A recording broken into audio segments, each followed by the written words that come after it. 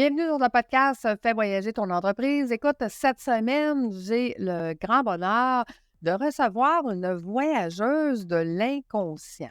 Écoute, c'est quand même extraordinaire parce qu'on sort beaucoup plus large qu'un voyage sur Terre parce qu'on s'en va dans un... Donc, j'ai le bonheur de recevoir Marie Boulanger. Fais voyager ton entreprise, le podcast commandité par Voyage Déductible qui organise des voyages, formations en immersion. Si tu aimes le podcast, je t'invite à le partager et à le commenter sur ma chaîne YouTube du podcast Fais voyager ton entreprise. Merci de faire partie de mon univers et c'est parti. Bonjour Marie, comment vas-tu? Bonjour, je vais très bien. Et toi, comment vas-tu aujourd'hui? Écoute, moi, je vais toujours bien, surtout avec un intro comme celui-là. Là, je suis Oui. comme fébrile d'en savoir plus. Fait que Marie, si je te pose la question justement, quel a été ton plus beau voyage et pourquoi?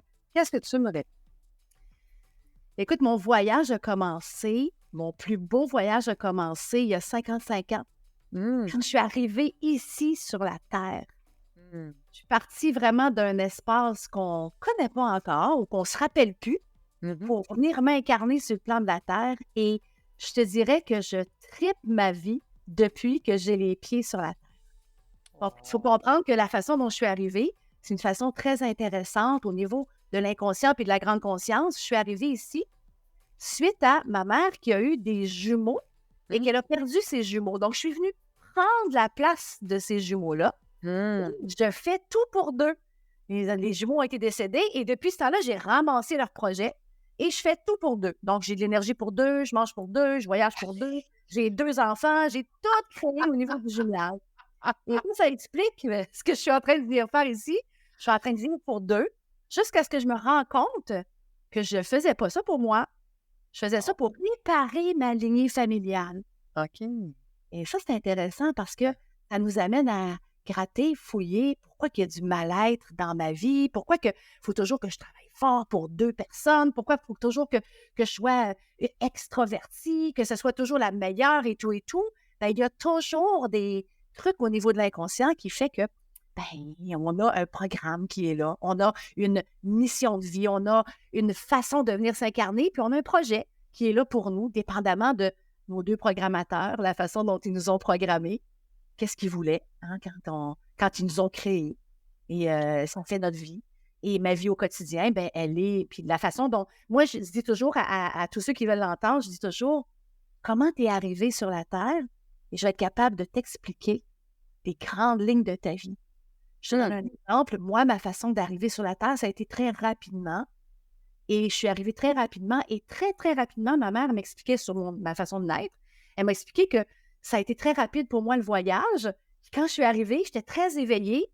J'ai comme rampé jusqu'à son épaule. Puis j'ai fait comme « Allô, je suis là!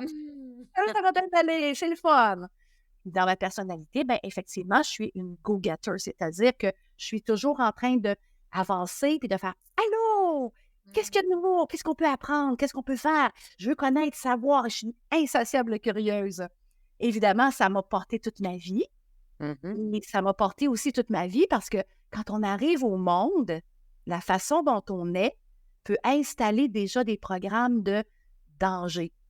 Et quand je suis arrivée, tu sais, quand on arrive très rapidement, c'est aussi quelque chose que quand on arrive très lentement. Il y a autant de souffrance d'arriver très rapidement. Alors, ça crée ce qu'on appelle une charge de stress à l'intérieur. Et ça a créé chez moi beaucoup des programmes d'anxiété, de stress, d'être à la hauteur. Il y a plein de programmes qui sont partis là-dedans. Et le plus beau des voyages, c'est qu'au quotidien, ce que je fais, c'est que j'essaie de m'observer et de voir comment je pourrais faire pour m'améliorer, pour amener vraiment beaucoup moins de lourdeur, de stress ou d'anxiété. Jusqu'au jour où j'ai rencontré dans mon super voyage, j'ai rencontré l'hypnose, les états modifiés de la conscience pour comprendre qu'est-ce qui se passait là. Un peu comme si j'arrivais en Égypte, que je voyais les pyramides, puis je me disais « OK, on va résoudre le mystère de la caramel. Je vais comprendre des choses par rapport à tout ça. » Et à partir du moment où j'ai compris que notre structure était vraiment toute construite sur l'inconscient puis les programmes de base, ben, j'ai compris que le voyage, il pourrait être beaucoup plus léger si j'utilisais ces états-là intérieurs pour ouvrir les portes, ouvrir la voie de ma vraie nature, pas celle du programme. C'est comme ça que Écoute, j'ai commencé à avancer, comme ça. là, il y a mille et une questions qui m'arrivent. Avant d'arriver à l'hypnose et de finalement comprendre tous ces états d'inconscience-là, qu'est-ce que tu faisais avant ça? Qu'est-ce qui t'a amené jusque-là? Oui, c'est une excellente question. Parce que qu'est-ce que tu fais avant d'en arriver à ta mission, puis avant d'en arriver à vraiment comme à ton grand cadeau de vie? Ben effectivement, moi, j'ai été enseignante. Donc, j'ai enseigné pendant 25 ans au secondaire et j'étais toujours une outside the box. En anglais, on dit ça, mais quelqu'un qui voyait à l'extérieur de la structure et de la réalité d'un monde de l'enseignement, par exemple. Mhm. J'étais la personne qui ouvrait des portes, qui amenait le slam à l'école, etc., etc. Et j'utilisais beaucoup la connaissance de soi, contrairement à la matière. Donc, j'enseignais jamais vraiment la matière dans laquelle on payait pour enseigner. Je passais toujours le développement personnel à travers les enseignements. Et qu'est-ce que ça fait quand on enseigne comment comment on fonctionne aux gens? Ils veulent encore plus apprendre là-dessus. Donc, à partir du moment où on montre quelqu'un à pêcher, ben, la personne a pas mal plus d'intérêt dans une formation ou dans un cours qui est là. Et j'avais de l'information qui était intéressante parce que tout ça m'a amené quand même, c'est un emploi qui est complexe de transmettre de l'information à des ados qui ne veulent pas être là. Hein? Tout est ça. Et que moi, j'ai réussi à un certain point à faire des choses à des adolescents que jamais ils auraient pu penser qu'ils fassent. Des spectacles, on a ouvert au Pan-américain, il y a eu des démonstrations, des trucs incroyables qui ont été faits avec ces étudiants-là, alors que le potentiel était, ben je reste chez nous puis je joue aux jeux vidéo, là. Alors, puis dans une langue seconde, donc j'enseignais l'anglais langue seconde, j'enseignais les arts dramatiques, le théâtre. J'ai vraiment essayé d'amener le plus d'informations possible à chaque individu que je rencontrais. Mais moi, là où le point de bifurcation s'est installé pour moi, le summum de mon voyage, c'est quand moi-même, j'ai été atteinte de ce qu'on appelle le syndrome on appelle ça, j'essaie de mettre ça joli, là, mais c'est de l'anxiété généralisée. Le TAG. Si je mettais une étiquette, aujourd'hui, ce serait le trouble d'anxiété généralisée. On appelle ça comme ça. En fait, c'est la problématique de ce qui se passe dans la société actuellement. Il y a beaucoup de stress. On vit dans une société qui a beaucoup, beaucoup de stress. Les gens cherchent à voyager pour se sortir de ces dimensions-là, pour aller chercher de la beauté, chercher des espaces de calme et tout ça. Alors que dans notre quotidien, ben, ce n'est pas un espace qui est possible. Alors moi, tout ça a commencé, j'étais très, très anxieuse et j'ai été chanceuse parce que j'ai eu quand même une mère qui était à l'avance de son temps. Bon, une féministe, hein, qui était à l'avance de son temps et qui m'a amenée, quand j'étais très jeune, j'ai quand même 55 ans, à l'âge de à l'âge de 9 ans, j'ai commencé à faire de la méditation transcendantale. On a passé pour des illuminés, genre la tambourine, puis les cling. Ouais, ça On veut passait dire vraiment pour des extraterrestres. Exactement. Mais quand même, c'est quelque chose qui m'a amené énormément de moments présents et moins de stress, de peur de ce qui pourrait arriver. Fait que déjà là, ça a commencé à me dire, puis quand j'étais en méditation, je me rappelle à 9 ans, j'étais en méditation et la façon dont ça se passe, la méditation transcendantale, c'est tu as un mantra à répéter. Et quand tu es dans ce mantra-là, tu es dans ton espace à l'intérieur de toi. J'ai eu un moment de lucidité. J'ai vraiment eu comme « Oh, alléluia! » J'ai eu un moment de prise de conscience où je me suis dit « OK, si je suis capable dans cet état-là à l'âge de 9 ans, il y a quelque chose d'autre qui existe que le métro boulot dodo puis l'anxiété. » Et à partir de l'âge de 9 ans, j'ai commencé à chercher de l'information.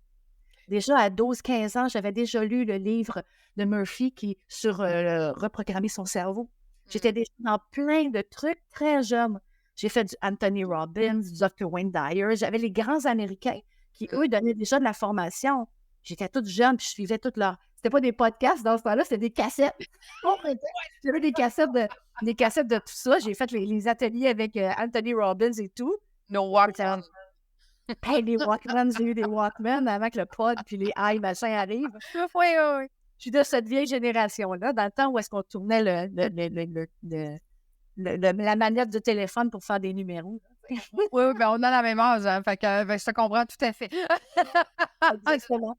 Puis mon point de bifurcation, comme j'expliquais tout à l'heure, c'est vraiment où est-ce que je suis rentrée avec les états modifiés de la conscience et que j'ai complètement libéré une mémoire d'un autre plan, d'un autre espace. Je ne saurais pas expliquer là, parce que je pense que ce n'est pas le but de ça, mais j'ai fait un grand voyage avec les états modifiés de la conscience et en libérant, disons, ce qui faisait le bug de l'anxiété, j'étais rendue à un point dans ma vie où j'avais pas juste de l'anxiété, mais j'avais de l'anxiété sociale et j'avais même de la phobie de sortir de chez moi.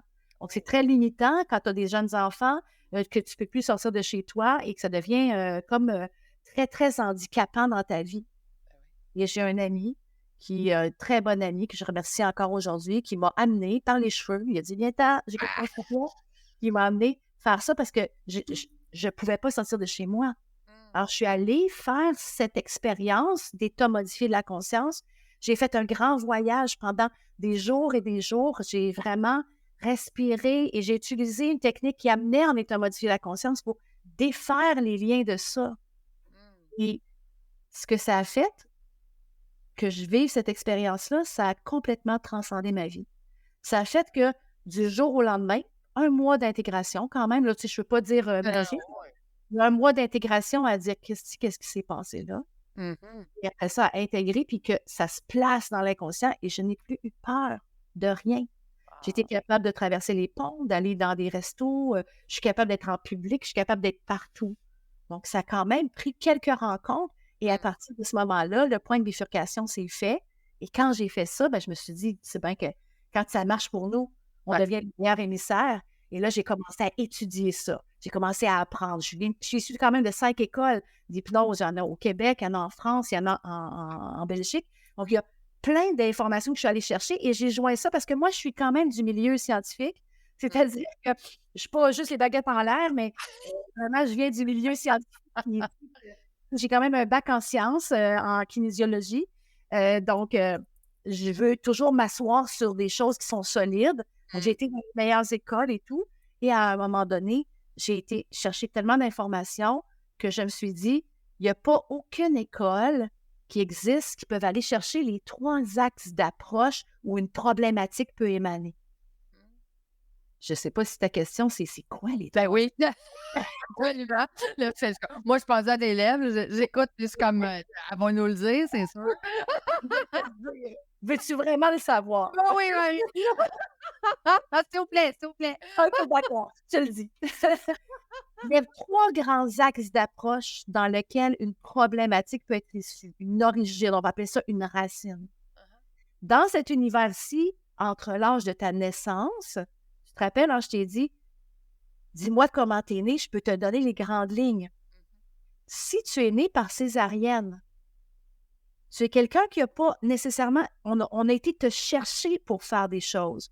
Fait que ton programme initial, c'est, il faut qu'on vienne me chercher pour que je puisse me manifester dans l'univers. Donc, ça va faire en sorte, dans les grandes lignes, ceux qui sont nés surtout en urgence, ben, ils vont avoir beaucoup d'anxiété à l'intérieur d'eux, puis il va falloir les sortir de quelque part, aller les chercher. Pour quelqu'un qui arrive trop vite, c'est très, très anxiogène. Après ça, ben, quelqu'un qui naît normalement, puis que ça va super bien, ben, tu ne sais pas l'état, comment, dans ta mère était comment dans cet état-là. Fait que les chocs de naissance, écoute, c'est le plus gros choc de voyage que de venir au monde. Imagine partir d'un espace logé, nourri, blanchi, tu peux même boire du vin le vendredi, manger un peu de chocolat la fin de semaine ou à Pâques. Mais quand tu sors de là, tu deviens dans un conflit qu'on appelle la séparation. Tu deviens seul au monde, comme avec le ballon Wilson, là, comme le film avec ce personnage-là. Tu deviens seul au monde. Donc, il y a un conflit qui s'installe qui s'appelle la séparation. Puis, on est tellement bien fait que chaque fois qu'il y a une séparation, on vit la même chose que le passé, à moins qu'on aille libérer cette mémoire-là. Fait que là, l'origine qu'on peut avoir, c'est l'acte de naissance, comment on est né, mais aussi les 7 premières années de notre vie. C'est là qu'on imprime à l'intérieur de nous, je te dirais, le blueprint ou la mémoire souche de notre valeur, de nos croyances et aussi de nos chocs traumatiques.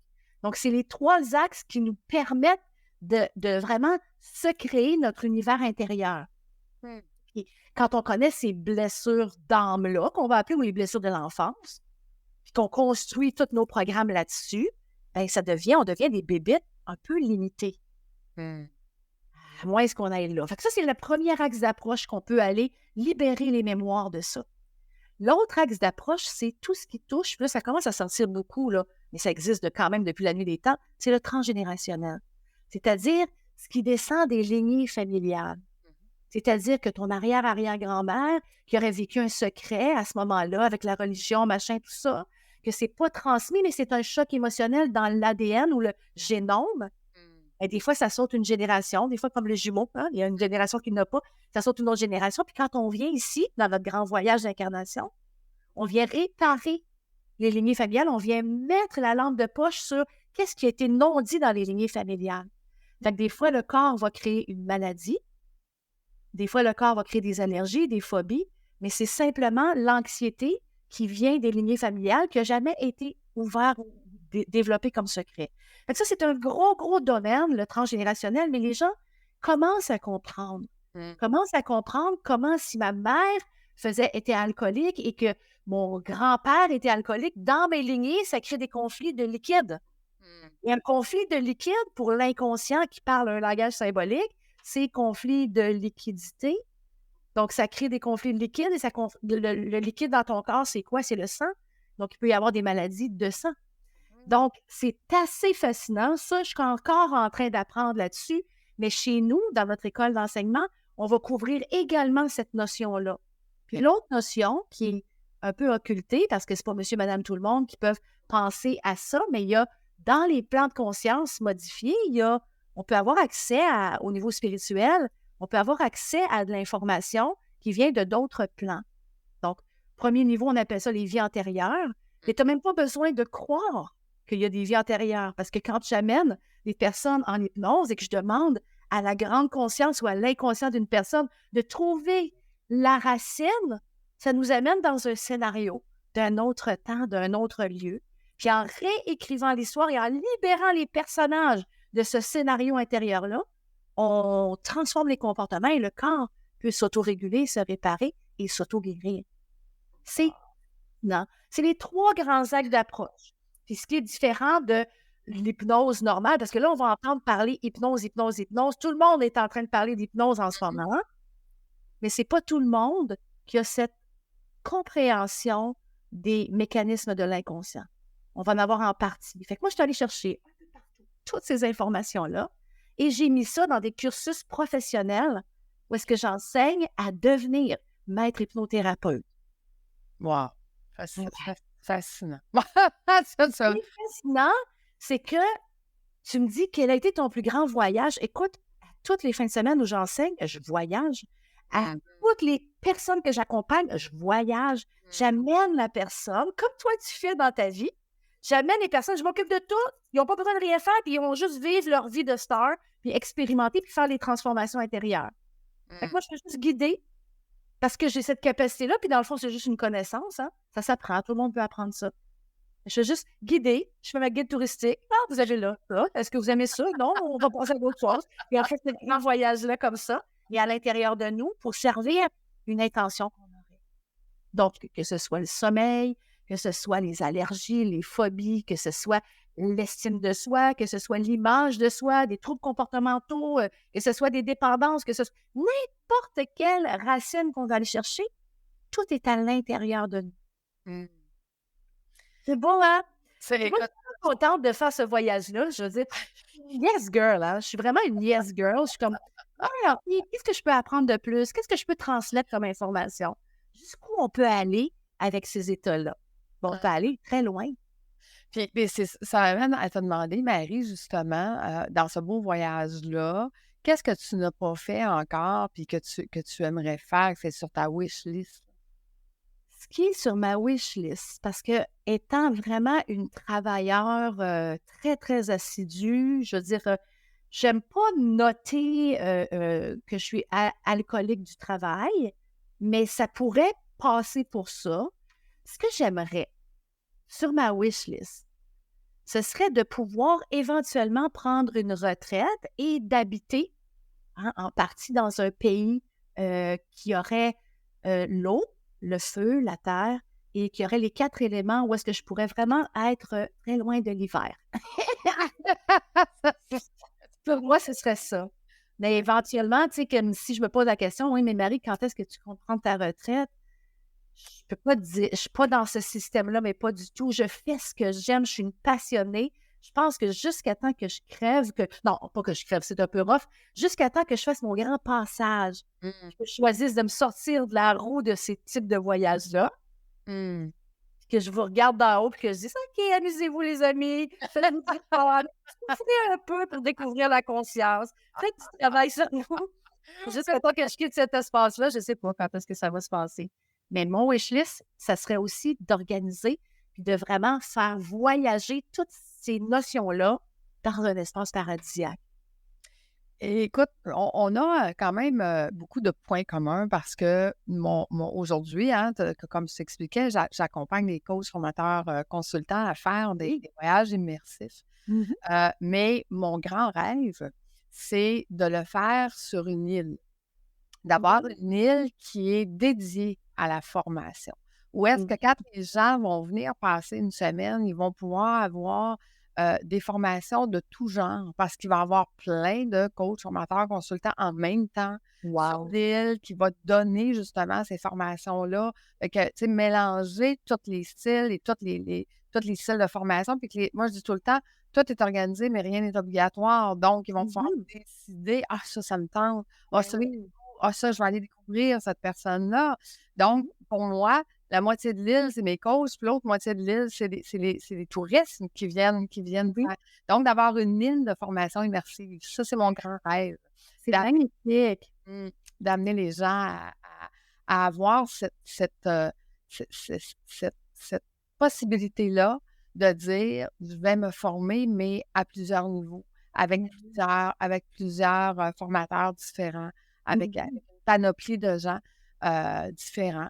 Puis les coachs, bien, d'avoir, quand je dis un côté, il y a les coachs, bien, d'être capable de faire du réseautage entre eux, d'être capable de se découvrir, d'être capable de faire des partenariats ensemble et tout ça. Fait que c'est vraiment, un jour, je me dis, bien, il y aura cette île-là qui existera. Écoute, je travaille dessus toutes les nuits. Génial. C'est bon, je travaille avec mes hypnothérapeutes, hein, ceux que je forme en hypnothérapie. Ouais. Ils ont une technique extraordinaire qui travaille la polarité pour ramener ça au juste milieu. Ça s'appelle la technique des 2 îles. OK. L'idée, c'est qu'on s'en va sur l'île du bonheur où est-ce que tout fonctionne super bien, la polarité positive. Puis à un moment donné, il y a une île qui est complètement scrap. Elle est vraiment dégueulasse. Écoute, il y a eu du volcan là-dessus, ça a cramé, il n'y a plus rien de possible sur cette île-là. Ce qu'on fait, c'est qu'on demande à la grande conscience puis à l'inconscient de la personne d'aller pimper cette île-là, d'aller transformer, d'améliorer et de créer une nouvelle sorte d'île avec une nouvelle vibration. Donc là, les clients, ben, les coachés, ils font cette programmation-là et là, ils créent vraiment ce qu'ils veulent. Mais là, ils se rendent compte que ça ne communique pas entre les deux. Tu as l'île du bonheur, puis tu as l'île de la liberté, mais il n'y a pas de moyen. Fait qu'on fait créer un pont et le pont entre ça, c'est vraiment ce qui devient le pont entre la tête et le cœur. C'est vraiment le grand voyage de reconnexion pour vraiment exister en tant que corps, âme et esprit, puis de vraiment transformer des comportements incroyables qui nous limitent. Fait que c'est vraiment beau ton histoire d'île. Et je te dirais que depuis que je suis très, très jeune, hein, c'est très jeune, probablement même avant de m'en venir ici, je m'étais dit, j'aimerais bien avoir, la façon dont je le voyais, j'avais une maison mère au centre et c'est comme sur une île, il y avait plein de départements comme ça, mais il y avait toujours un point commun qui était la construction pour s'accompagner, la communauté. Donc, je pense que c'est vrai qu'on se ressemble vraiment beaucoup. Je vais juste l'exprimer de façon différente, plus symbolique, parce que je travaille avec le langage de l'inconscient, mais ce que tu viens de mettre comme ça sur la table, c'est vraiment un beau menu. J'ai envie d'aller à ton restaurant. Et comme je te dis, moi je la crée la nuit, je me réveille à 3 heures du matin pile, toutes les nuits, Ouais, venir après ça, la travailler. Ça, fait que ouais, l'inconscient a dit: «On regarde, on a assez travaillé, là, fait que ah ouais, go, faut pas la créer dans le réel». hein, Et on sort de l'inconscient pour devenir dans le conscient. Fait que oui, mais je suis pas, tu sais, j'ai pas les connaissances que tu as à ce niveau-là, mais je me laisse guider. Je me laisse exact. guider par l'univers. Mmh. Puis je pense qu'il y a pas d'hasard qu'on se rencontre là, puis qu'on discute de la même chose, puis qu'on soit sur la même vague. Je trouve que ça permet tellement encore plus d'élaborer, puis de donner de possibilités, puis d'ouvrir des portes. Donc, merci de me recevoir. Je me sens vraiment choyée Ben, aujourd'hui. merci à toi d'avoir accepté, hein, parce que je me souviens pas de où. Je pense que c'était un post que j'avais fait où est-ce que j'invitais justement Sur les les femmes gens peut-être, je crois. sur les femmes de fête, tout à fait. Oui. J'invitais les gens à venir, à venir jaser de leur voyage. Fait qu'aujourd'hui, ça Oui. m'a fait voyager complètement autrement. Fait que merci. C'est c'est Oui. c'est rafraîchissant, c'est intéressant.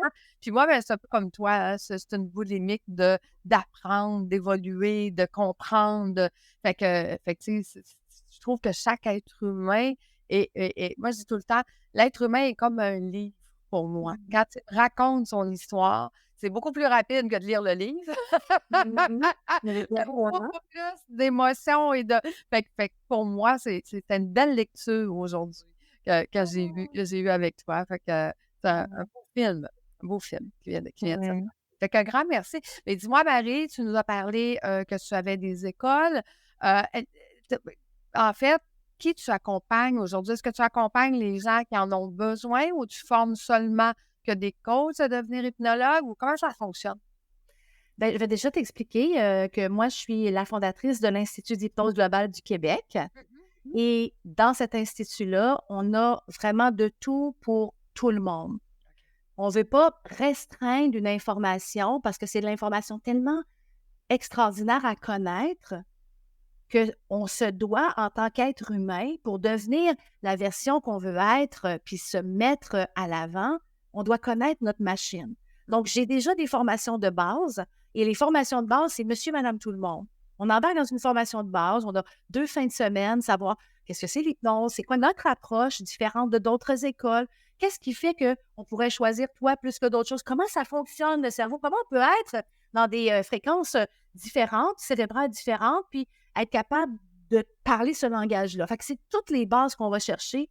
Tout le monde, en fait, devrait faire ça. Je te dirais même, on devrait commencer au secondaire à déjà commencer à enseigner comment ça fonctionne comme ça. Mmh. Ensuite, on a un deuxième cursus, puis le deuxième cursus, lui, ça s'appelle le praticien. Fait que tous ceux qui ont fait le premier, c'est ceux qui embarquent au deuxième. Je suis tellement une passionnée qui font comme, ben là, je veux faire ton deuxième voyage. Le deuxième voyage, ben, on fait le praticien. Donc, on a cherché 250 heures. Monsieur, madame, tout le monde, on reste là-dedans.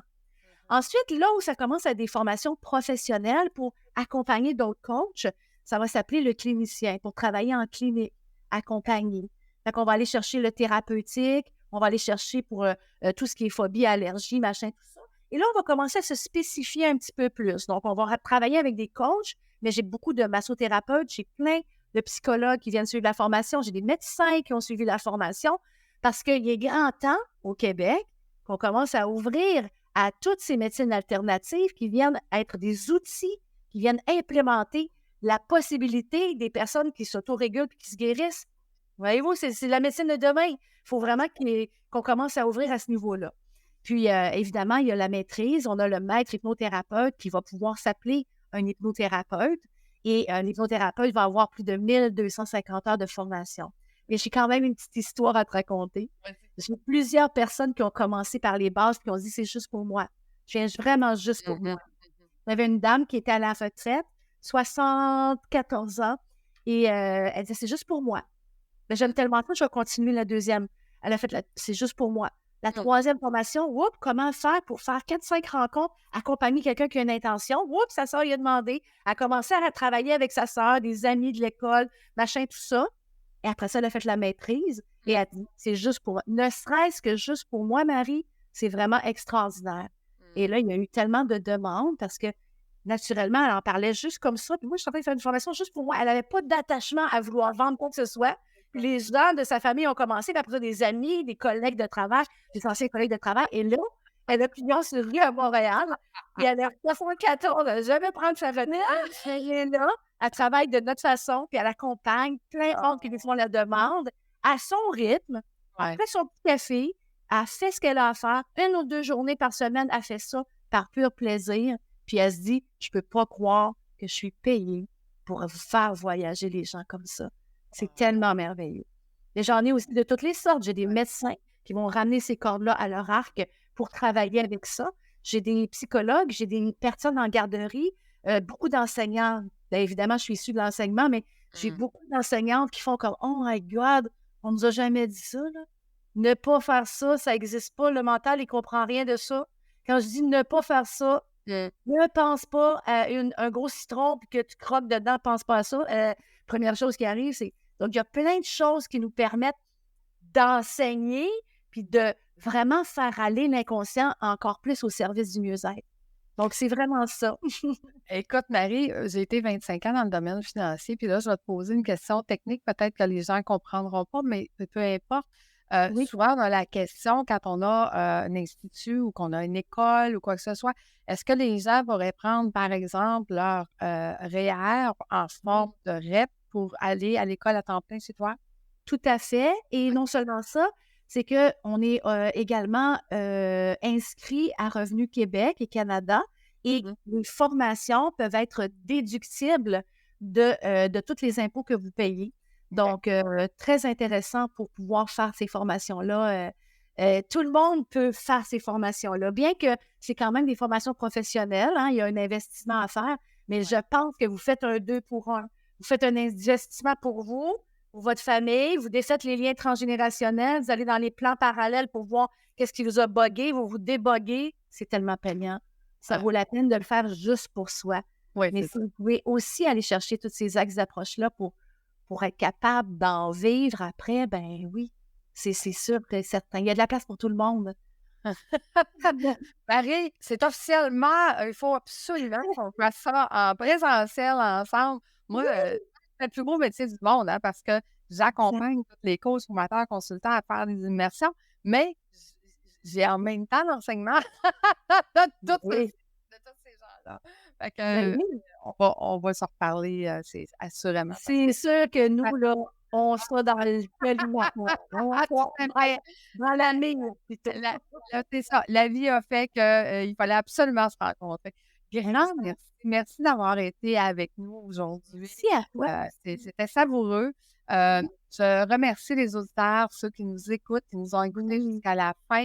Écoutez, je vous invite à nous laisser des commentaires sur ma chaîne YouTube de Fais voyager ton entreprise. Puis ça va nous faire un grand plaisir. Hein? C'est notre paye quand vous nous donnez des commentaires et vous nous dites que vous avez, comme moi, adoré, aimé mes invités. Fait que j'espère que vous avez trippé autant que moi aujourd'hui parce que c'était un merveilleux voyage. Donc, moi, j'aime bien ça, me faire reconnaître aussi, parce qu'avec mes étudiants, puis quand je donne des formations fin de semaine, je dis toujours, il y a Dieu, puis il y a Marie Boulanger les fins de semaine.